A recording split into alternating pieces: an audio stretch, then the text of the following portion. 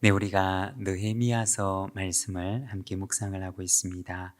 우리가 지난주에 보았던 느헤미야 5장 말씀에 보면 성벽을 건축하는데 외부의 방해로 인해서 어려움을 겪게 되는 것을 우리가 보았습니다.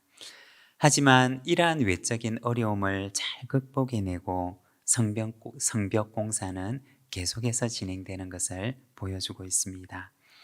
그런데 그것으로 끝이 아니었습니다. 오늘 말씀해 보면 이번에는 내부적인 어려움이 다가왔던 것입니다. 그리고 그 내적인 어려움을 극복해 나가는 과정을 오늘 본문은 보여주고 있습니다. 어떤 어려움이 찾아왔을까요? 1절에 보면 이렇게 말씀을 합니다. 그때 백성들이 그들의 아내와 함께 크게 부르짖어 그들의 형제인 유다 사람들을 원망하는데, 우리가 오늘 말씀에 보면 이 이스라엘 공동체 안에 서로를 향한 원망이 일어나고 있는 것을 보여주고 있습니다. 공동체 내부에 분열이 일어나고 있었던 것입니다. 그 분열은 어디에서 온 것이었느냐? 바로 그 공동체의 경제적인 빈곤에서 온 것이었습니다. 당시 상황으로 돌아가 보면 느헤미야가 귀국할 당시에 유다 지역에 흉년이 찾아오게 됩니다. 그리고 이것으로 인해서 공동체가 경제적으로 몹시 힘들어하고 있었습니다. 그런데 또한 성벽 재건 공사가 시작되자 이번에는 주변 민족들이 이 유다 민족들에 대한 적대감을 가지고 유다 사람들과 상거래를 하지 않는 이 상거래가 중단이 되었던 것입니다. 이것으로 인해서 유다 지역은 마치 고립되어져 있는 섬과 같이 이 경제적인 교류가 중단이 되었고 물자 부족으로 인해서 경제적인 부담이 가중되는 일이 일어나게 되었던 것입니다. 그리고 성벽 공사가 시작되자 농업 일손 부족으로 수확량은 더 감소하게 되었고 경제적으로는 더 힘들어지는 일들이 그들에게 일어났던 것입니다. 이것이 바로 그들에게 찾아왔던 경제적 어려움이었습니다. 그런데 여기에서 더 큰 문제가 생기게 되는데, 이러한 경제적인 위기를 이용해서 이득을 취하고자 하는 이들이 생겨났던 것입니다. 경제적 위기에 처한 사람들에게 돈을 빌려주고 그것을 빌미로 해서 부를 증가시키고자 하는 사람들이 그 공동체 안에 생겨났던 것입니다. 형제의 어려움을 이용해서 그것을 가지고 경제적인 이득을 취하고자 하는 일이 바로 그들 가운데 일어났던 것입니다. 이로 인해서 공동체 안에는 균열이 일어나게 됩니다. 어떻게 해야 할까요? 어떻게 해야지 이 공동체의 위기를 극복해낼 수가 있는 것일까요? 먼저 첫 번째는 말씀으로 돌아갑니다. 우리 6절에서 10절까지 말씀을 우리 한 절씩 교독하도록 하겠습니다. 제가 먼저 읽겠습니다. 내가 백성의 부르짖음과 이런 말을 듣고 크게 노하였으나 깊이 생각하고 귀족들과 민장들을 꾸짖어 그들에게 이르기를 너희가 각기 형제에게 높은 이자를 취하도다 하고 대화를 열어 그들을 쳐서 그들에게 이르기를 우리는 이방인의 손에 팔린 우리 형제 유다 사람들을 우리의 힘을 다하여 도로 찾았거늘 너희는 너희 형제를 팔고자 하느냐 더구나 우리의 손에 팔리게 하겠느냐 하며 그들이 잠잠하여 말이 없기로 내가 또 이르기를 너희의 소행이 좋지 못하도다 우리의 대적 이방 사람의 비방을 생각하고 우리 하나님을 경외하는 가운데 행할 것이 아니냐. 함께 읽겠습니다. 나와 내 형제와 종자들도 역시 돈과 양식을 백성에게 구워 주었거니와 우리가 그 이자 받기를 그치자. 여기에 보면 이러한 상황들을 느헤미야가 듣게 됩니다. 그리고 느헤미야는 깊이 생각을 하고 귀족들과 민장들을 불러서 그들을 꾸짖게 됩니다. 그런데 오늘 본문 말씀 6절과 7절에 보면 이 느헤미야는 크게 노하였지만 말씀에 보면 먼저 깊이 생각했던 것을 기록을 하고 있습니다.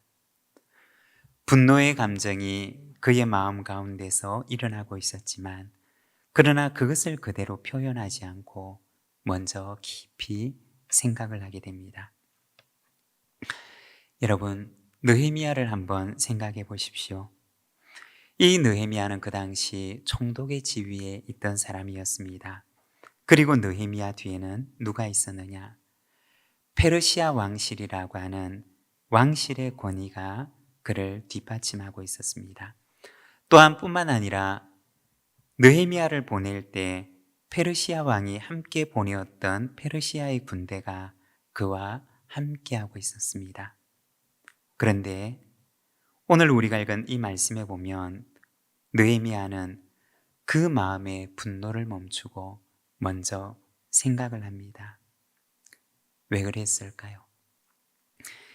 인간적인 분노의 감정으로 일을 그르치고 싶지 않아서일 것입니다. 그리고 이렇게 먼저 깊은 침묵의 시간을 가진 뒤에 그는 귀족과 민장들, 그러니까 이스라엘 백성들의 지도자를 불러서 그들을 꾸짖게 됩니다. 그런데 여기에서 꾸짖는다라고 하는 말의 의미는 원어 성경을 보게 되면 법률적인 의미를 가지고 있는 용어입니다. 그러니까 법적인 근거를 들어서 그들의 잘못을 지적하고 있는 것입니다. 그러면 여기에서 이 느헤미야가 들고 있는 이 법적인 근거라고 하는 것은 무엇이냐? 세상법을 말하는 것이 아니었습니다. 그것은 구약의 율법을 말하는 것이었고 하나님의 백성이 어떻게 살아가야 하는지 하나님의 백성됨에 대해서 이 느헤미야는 이야기를 하고 있었던 것입니다. 우리가 구약 성경을 보게 되면 출애굽기 22장에 25절에서 27절에 이렇게 말씀을 합니다. 내가 만일 너와 함께한 내 백성 중에서 가난한 자에게 돈을 꾸어주면 너는 그 채권자 같이 하지 말며 너는 그에게 채권자 같이 하지 말며 이자를 받지 말 것이며 내가 만일 이웃의 옷을 전당 잡거든 해가 지기 전에 그에게 돌려보내라. 그것이 유일한 옷이라. 그것이 그의 알몸을 가린 옷인즉 그가 무엇을 입고 자겠느냐? 그가 내게 부르짖으면 내가 들으리니 나는 자비로운 자임이니라.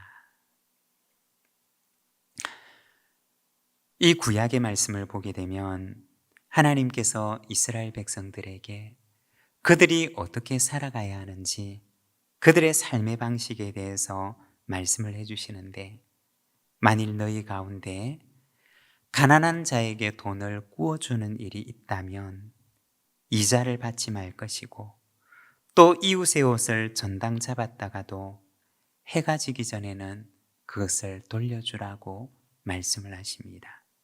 만일 그렇게 하지 아니함으로 인해서 그 이웃이 하나님께 부르짖게 된다면 내가 그 소리를 반드시 들을 것이다 라고 말씀하셨던 것입니다.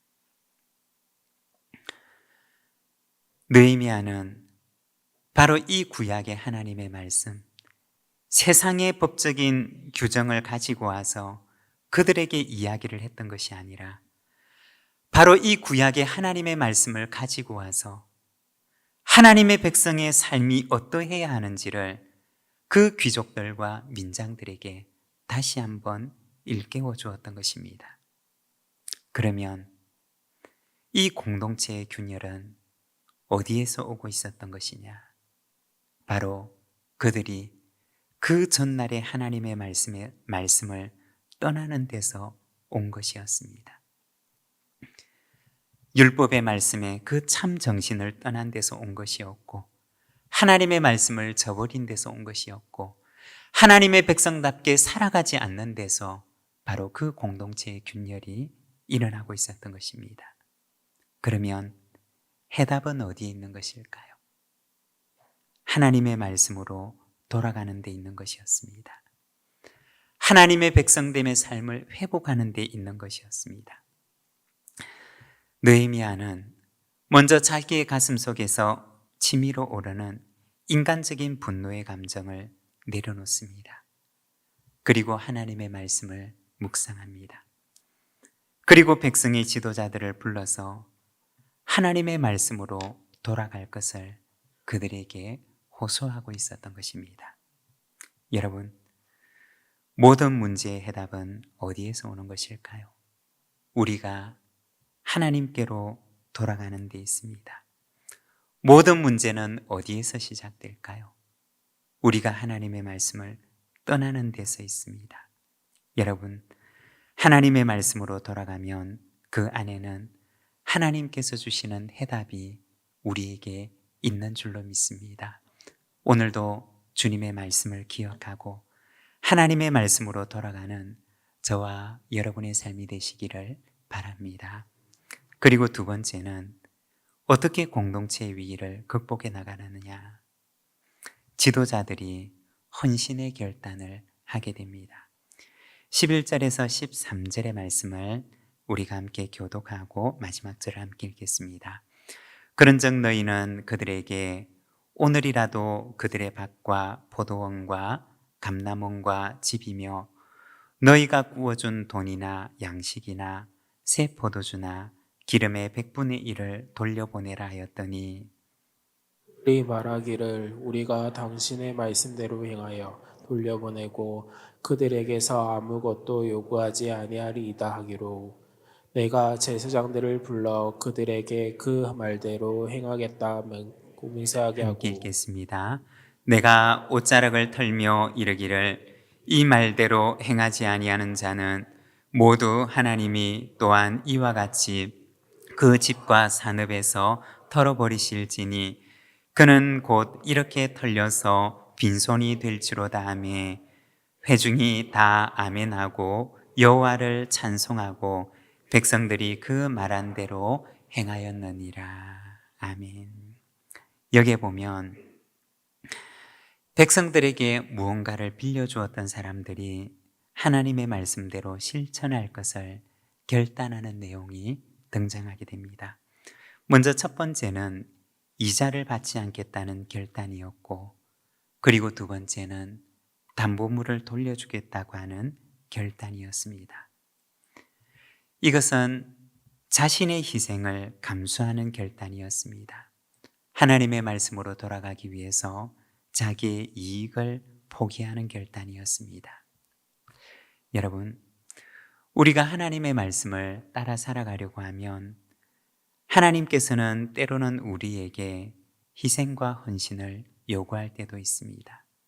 하나님께서는 우리가 원하는 대로 다 주시기만 하는 것이 아니라 때로 하나님께서는 우리에게 희생을 요구하시고 또 헌신을 요구하시고 포기를 요구하시고 손해당할 것을, 손해받을 것을, 손해볼 것을 하나님께서는 요구하신다는 것입니다. 인도의 시성이라고 불리는 타고르라고 하는 사람이 쓴 기탄잘리라고 하는 시집에 보면 이런 글이 있습니다. 인간과 신과의 관계를 잘 보여주는 아주 재미나는 글이 나오는데 한 가난한 거지가 있었습니다. 그런데 이 거지는 늘 마음속에 꿈과 환상으로 부풉니다. 어느 날 황금마차를 탄 귀인이 그에게 오리라고 생각을 하고 그는 그 귀인을 기다립니다.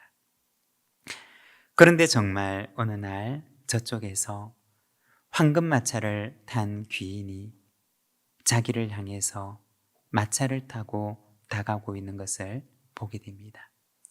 그는 숨이 멎을 것만 같았습니다. 그리고 황금마차를 탄 귀인이 자기에게 줄 선물에 꿈이 부풉니다. 그리고 황금마차는 정말 자기 앞에 와서 가던 길을 멈추게 됩니다. 그리고 마차를 타고 있던 귀인은 그 마차에서 내리더니 거지에게 다가와서 말을 합니다. 너는 나에게 무엇을 주려느냐? 그 이야기를 듣고서 거지는 깜짝 놀랍니다. 거지의 마음속에는 이 황금마차를 타고 온 귀인이 자신에게 큰 선물을 안겨다 주고 떠날 줄 알았는데, 그런데 그 귀인은 이 거지에게 너는 나에게 무엇을 주려느냐? 라고 물었던 것입니다. 거지는 당황하고 실망하여 자신의 호주머니 속에 그의 작은 손을 넣어봅니다. 그리고 호주머니 한쪽 구석에는 작은 쌀 한 톨이 있는 것을 발견하게 됩니다. 그리고 그는 그것을 꺼내어서 그 귀인에게 건네줍니다. 귀인은 그것을 받아가지고 떠나게 됩니다. 거지는 혼자서 중얼거립니다. 아니, 황금마차를 탄 귀인이 자기에게 구걸을 하다니 라고 말합니다. 그리고 허탈한 마음에 빈 주머니 속에 손을 넣는데 거기에서 무언가를 발견하게 됩니다. 꺼내어 보니 황금으로 된 쌀 한 톨이 그의 손에 놓여 있는 것이었습니다. 그리고 그제서야 거지는 혼자서 이렇게 말을 합니다. 나는 왜 그에게 나의 전부를 드릴 생각을 하지 못했을까? 기탄잘리라고 하는 작품 속에서 나온 글입니다. 이 기탄잘리라고 하는 말은 신께 바치는 노래라는 뜻을 지닌 말입니다. 오늘 말씀에 보면 그들이 하나님의 말씀으로 돌아가는 데는 희생과 헌신 그리고 포기가 요구되었습니다. 여러분, 어쩌면 우리도 하나님에 대해서 생각할 때 마치 황금마차를 탄 귀인처럼 하나님께서 나에게 줄 선물만을 기대하고 있는지도 모릅니다. 그런데 하나님께서는 때로는 우리에게 오셔서 우리의 희생과 또 우리의 헌신을 요구하기도 하십니다.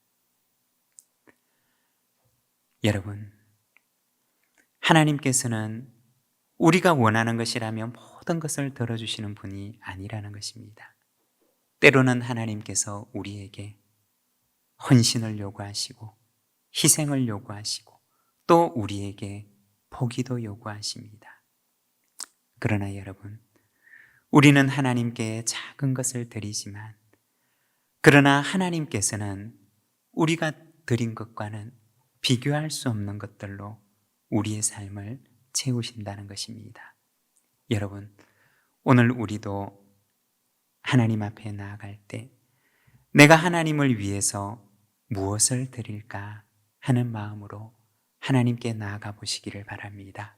하나님께서는 내가 드린 것과는 비교할 수 없는 것들로 채우실 것입니다. 그리고 세 번째, 공동체 위기를 어떻게 극복하느냐? 헌신의 본이 됩니다. 14절의 말씀을 우리가 함께 봉독하겠습니다.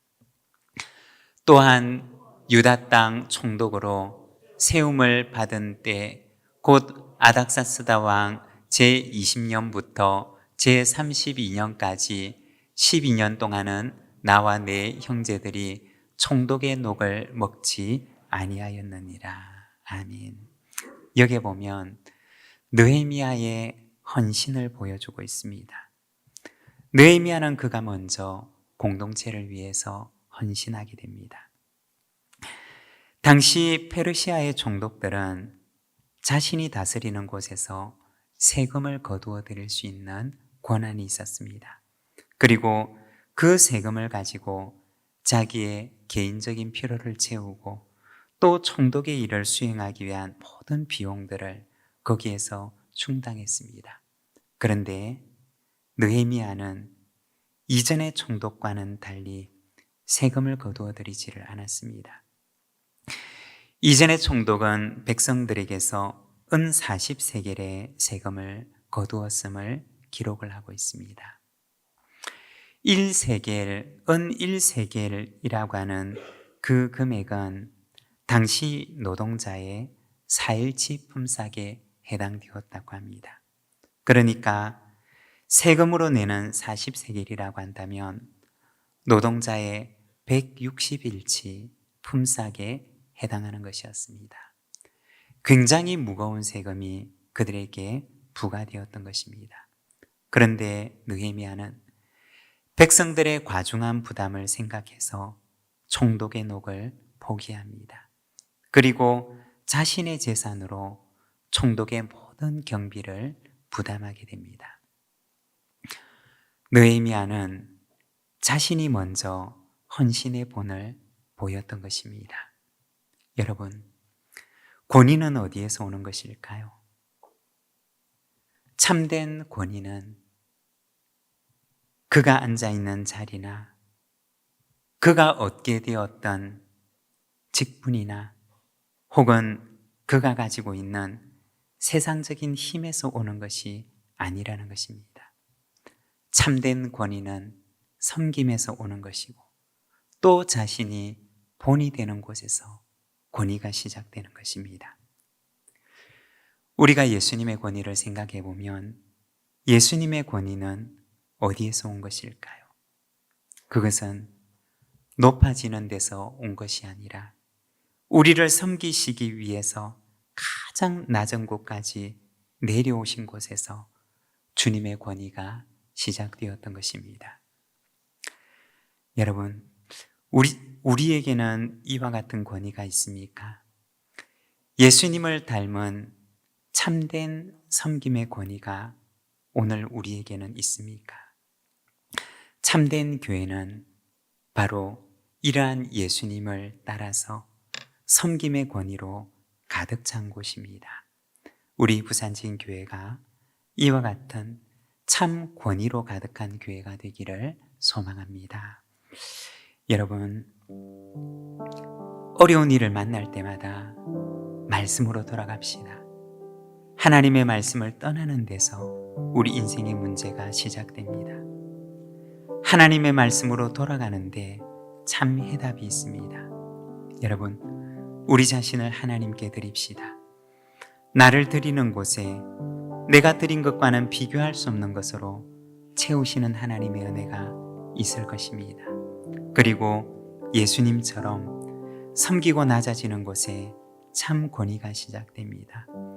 우리 안에 이와 같은 예수님을 닮은 권위가, 영적 권위가, 섬김의 권위가 있게 하옵소서. 우리 시간 함께 오늘 우리에게 주신 말씀을 붙들고 우리 자신을 돌아보며 또 하나님의 말씀의 원리를 따라 내가 살아가겠습니다 라는 그 결단을 가지고 이 시간 하나님 앞에 기도하며 나가겠습니다. 함께 기도하겠습니다.